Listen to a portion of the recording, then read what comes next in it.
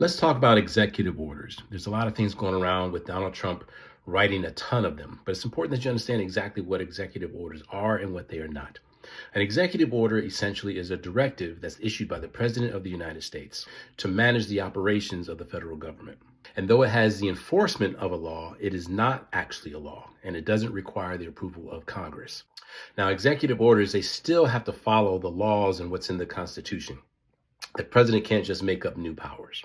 And though executive orders, the effects of them can bleed into the private sector, they're directly aimed at federal agencies, employees, or agencies or companies that receive federal funding.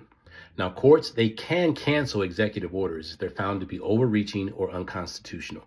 And executive orders are not forever. For example, as soon as Trump came in, he undid a lot of executive orders that President Biden did. And in the next 4 years, the next president's probably going to do the same with the executive orders that Trump's putting in place right now, unless they're a Trump supporter.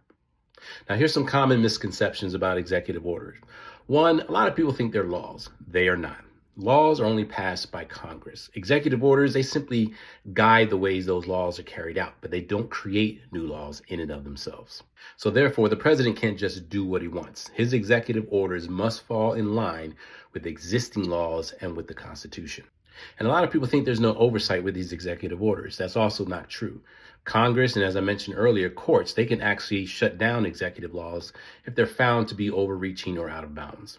So whereas President Trump may be signing off hundreds and hundreds, what it seems like, executive orders, have no fear. At the end of the day, we're guided by our Constitution. And if any of those executive orders far reach beyond the Constitution and require the Constitution to be rewritten, chances are the executive order is not going to go through.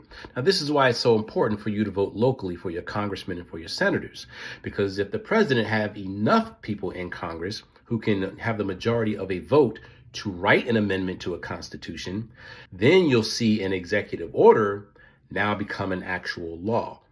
So that's why it's important not to stay at home when it's time to vote, and that you truly understand who you're voting for and who you're putting in office. So I hope that helps you understand exactly what executive orders are.